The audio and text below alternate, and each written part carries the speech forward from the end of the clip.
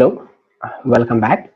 Today we'll see the another example of the electrolysis, which is electrolysis of aqueous copper sulfate. What is special here? In the previous two examples, which we have seen in the other video, if you have not seen, please go through that video for the other two examples, that is like bromide and acidified water. So compared to that, here in the aqueous copper sulfate, the electrode which we use is quite unique. That is, in the previous cases, we have used inert electrodes. That is, the electrodes were not participating in the electrolysis reactions, but here we are using copper electrodes, which are nothing but active electrode, and they will actively participate in the reaction. How? We'll see in the further section of these videos. Okay, so this is a general setup. You have an electrolyte solution, you have two copper electrode, and it will connect it to battery. So what is the electrolyte used here? It is aqueous copper sulfate. As mentioned here, it is aqueous copper sulfate, that is copper sulfate, CuSO4, is dissolved in water. And what is the electrode reaction happens? The first step is the dissociation. As we have seen, three steps: dissociation, reaction at cathode, reaction at anode. So the first step is dissociation. First, the dissociation, there are two components for this dissociation, because we have dissolved copper sulfate in water. The copper sulfate, CuSO4, dissociates to form cation, that is copper 2 plus, and SO4 2 minus, which is anion. Similarly, the water also, which we have seen in the previous video or previous example, water dissociates into H plus and OH minus. So effectively, we have two kinds of cations and two sets of anions. That is, we have copper 2 plus and H plus, SO4 2 minus and OH minus. Now we'll see the reaction happening at cathode and anode. Now, given the fact that we have two, copper 2 plus and H plus, SO4 2 minus and OH minus, two anions and two cations, the one which will be liberated or one which will be discharged at the respective electrode depends upon its position in the electrochemical series. Since copper is down compared to H plus, it will be liberated first at the cathode, and OH minus is further down compared to SO4 2 minus. What does that means? H plus is here and copper is here, copper 2 plus is here, it's down, and hence it will be liberated first. Same way, SO4 is here and OH minus is here, it's down, and further down the discharge will be easier. So based on their position in the electrochemical series, the further reactions happen, that is reaction at cathode and reaction at anode. Reaction at cathode is quite straightforward. Same, you can compare it with like bromide example, where the copper 2 plus cathode moves towards this cathode, cation moves here, and it takes up the electron from the cathode, because cathode is negatively charged. By now, I think it's fixed in your mind that cathode means negative charge. It has more electrons. Cation takes that electron and becomes copper metal. That copper metal will be deposited on the electrode, that is cathode, and we know here we are using both electrodes are the copper. On the copper electrode, further the copper metal is deposited. This is at cathode. But interesting thing is what happens at the anode.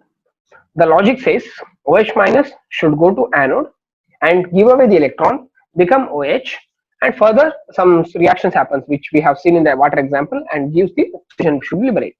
But that won't happen here, because copper metal is an electropositive system compared to the OH minus. What does it mean exactly?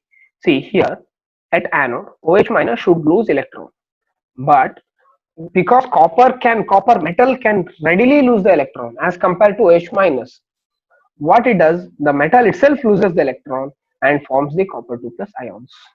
This is one counterintuitive thing you have to remember here. The logic says OH minus give away the electron and through a series of reactions should give O2, but that won't happen here. What exactly happens here is the copper itself loses the electron. The copper metal which is present in the electrode loses the electron and forms copper 2 plus ion. The 2 plus ion moves again towards cathode and deposits on the copper electrode. As a see, cathode is a copper, anode is a copper. The anode copper will be leaching as copper 2 plus ions. Okay, this we have seen here.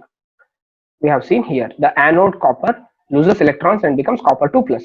This copper 2 plus will move towards the cathode, and on the cathode, this copper 2 plus will undergo this reaction. What is this reaction? This is reduction reaction, taking the electron and becomes copper.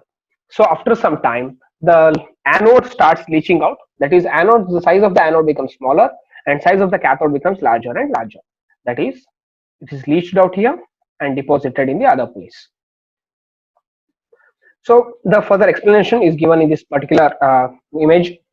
See, they have given examples. When you use inert electrode, the expected reaction happens. At cathode, copper deposits, but at anode, what we have seen in water case, OH minus goes and gives away the electron at anode, because anode is a positive electrode and forms OH molecule as shown here. Then the OH will combine and give oxygen. That oxygen is liberated when you use inert electrode. But when you use active electrode like copper, which will participate in the reaction. Now I think you are clear that what does it mean to be an active electrode. See here, when you are inert platinum, it doesn't participate in any reaction. It just give away or taken the electron. But here it give away the ion itself. The copper lost an electron, lost two electrons per se, and became a copper ion. So that is the thing. When you use active electrode, the reaction happens. So this is how the usage of active electrode works. When you use the active electrode, for example a copper, the reaction at anode changes when you as compared to the usage of inert electrode. So I hope this is clear. The example of copper sulfate, it's slightly different because we have used active electrode and varied the reaction happening at one of the electrode, that is anode. Why this is important? This is important because we use the concept in the next part, that is electroplating. Okay, so we'll have one small bit here, that is the blue color of the solution. Can you think, just for a second, pause for a second and think. The blue color of aqueous copper sulfate solution remains unchanged during the electrolysis of aqueous copper sulfate using copper electrode. When you use copper electrode, the blue color doesn't change, but when you use the platinum electrode, the color changes or becomes colorless. Why? See, when you use the pause for a second and think. Okay, the answer is, I think most of you thought it correct, because using the inert electrode, when you use the inert electrode, copper 2 plus present in the solution kept on becoming copper, and you know copper sulfate or copper 2 plus state has blue color, and copper is almost brown in color, copper metal, which you use in the wires, right? You have seen in the electric wires the copper.